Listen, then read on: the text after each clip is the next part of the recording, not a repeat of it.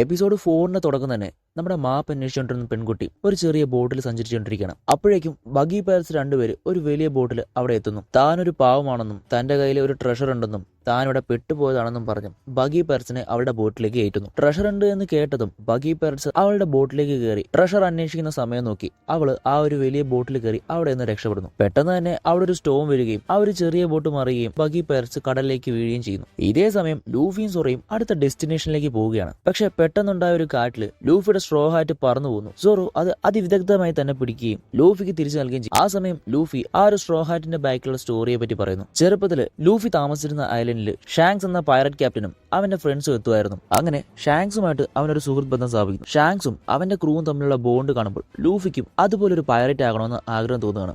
Actually Shanks ആണ് ലൂഫിയുടെ Piret ആവാനുള്ള motive. അങ്ങനെ ഒരു ദിവസം ഇവര് ബാറിലിരിക്കുന്ന സമയത്ത് ലൂഫി ആക്സിഡന്റലി ഷാങ്സിന്റെ കയ്യിലുള്ള ഒരു ഡബിൾ ഫുഡ് എടുത്ത് കഴിക്കുകയാണ്. അതാണ് ഗുമു ഗുമു നോമി. അതിനുശേഷമാണ് അവൻ ആ റബ്ബർ ബോഡി പവർ കിട്ടുന്നത്. ആക്ച്വലി ഡബിൾ ഫ്രൂട്ട്സ് കഴിച്ചു കഴിഞ്ഞാൽ ഒരു പവർ കിട്ടുമെങ്കിലും വലിയൊരു ഡിസഡ്വാൻറ്റേജ് എന്ന് പറയുന്ന പോലെ തന്നെ നമുക്ക് നീന്താനുള്ള എബിലിറ്റി ഇല്ലാതാവുകയും ചെയ്യും. അപ്പോഴേക്കും ആ ഒരു ബാറിലേക്ക് ഹിഗുമ എന്നൊരു മൗണ്ടൻ വണ്ടിത്തെത്തി. അവൻ ഷാങ്സിനോട് മോശമായിട്ട് ബിഹേവ് ചെയ്യണം. ഇത് കണ്ട ലൂഫി എന്തൊക്കെയോ വിളിച്ചു പറയുന്നുണ്ട്. ദേഷ്യം വന്ന ഹിഗുമ ലൂഫി അവിടുന്ന് കടത്തിക്കൊണ്ട് പോകുന്നു. ഹിഗുമ ലൂഫിയെ കടലിൽ കൊണ്ടുവിടാൻ നോക്കും. അപ്പോഴേക്കും അവിടെ ഒരു സീക്കിങ് എത്തുകയും ഹിഗുമയെ അപ്പം തന്നെ തിന്നുകയും ചെയ്യുന്നു. ഉടനെ തന്നെ ഷാങ്സ് അവിടെ എത്തി ലൂഫിയെ രക്ഷിക്കുന്നുണ്ടെങ്കിലും ഷാങ്സിന്റെ ഇടത് കൈ അവന് നഷ്ടമാവുകയാണ്. ലൂഫിക്ക് അത് അവന് താങ്ങാവുന്നതിലും അപ്പുറമായിരുന്നു. അതിനുശേഷം ഷാങ്സ് ആ വില്ലേജിൽ നിന്നും പോകുന്നതിന് മുമ്പായി ഷാങ്സിന്റെ ഏറ്റവും പ്രിയപ്പെട്ട ആ ഒരു സ്ട്രോ ഹാറ്റ് ലൂഫിക്ക് കൊടുത്തിട്ട് പറയുകയാണ്, ഇത് നീ സൂക്ഷിച്ചു നോക്കണം. എന്നാണോ നീ ഒരു ഗ്രേറ്റ് പൈററ്റ് ആവുന്നത് അന്ന് നീ ഇതെനിക്ക് തിരിച്ചു തരണം. പിന്നെ പ്രസന്റ് ടൈമിലേക്ക് തന്നെ തിരിച്ചു തരികയാണ്.